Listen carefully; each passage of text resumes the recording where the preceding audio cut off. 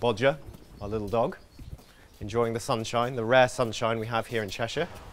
A long way from China, but feeling right at home, Tian is working towards fulfilling an Olympic dream, where he's had to learn fast to prepare for Rio. He remains the only equestrian athlete to represent China at an Olympics, earning the nickname 1 in a billion. And despite disappointment at being unseated in Beijing 8 years ago, he's ready to go again in Brazil. Because it was the Beijing Olympics and the hype was so unbelievably fever-pitched. I think everybody was looking for that fairy tale story, and that was sort of there served up to everybody on a plate. So for me, my goal is to go to Rio, be as competitive as possible, and use it as an exhibition for the sport, myself, you know, my profile, the sports profile in China, and try and grow the sport as much as possible. You can see the Chinese flag and the British flag. Tian represents China, but has strong roots to Britain as well through his mother. And when it comes to working as a lone rider, the 26-year-old is getting used to balancing the responsibility. When you're in a football team, you have your sponsorship manager and your PR manager and marketing, you know, and whereas for us, for Sarah and I, we're all of those things, as well as the manager of the football club, and the trainer, and the sub-trainer, and the players themselves. Although, really, in that analogy, the horses are the players.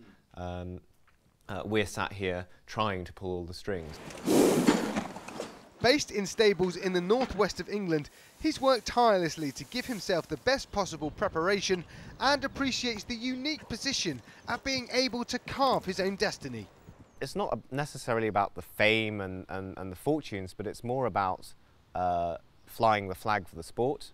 You know, from the China side, it's flying the flag for the sport in China, but also the other side of the coin is flying the Chinese sports flag here in the equestrian world in the West. And I take both responsibilities very seriously. His career so far has made him something of a pioneer, and it seems the sport of three-day eventing has had to adjust to the idea of a Chinese rider now winning events. The organisers hadn't really encountered for the fact that a Chinese competitor might win, and so hadn't downloaded or had a CD of the Chinese national anthem. So there was a delay of an hour and a half before prize giving for them to run back to the office and burn a disc and run back with the national anthem. But you know, it was worth it by the time it came around. Amazing. And just, are you going to make sure that there's a copy lying around just in Rio? Oh yeah, I might download it myself just in case. We'll see. One of my contenders for the Olympics. Just like in 2008, he's qualified through his ranking and has a choice of 3 horses to ride. But he's holding off breaking the news to the unlucky ones getting left behind.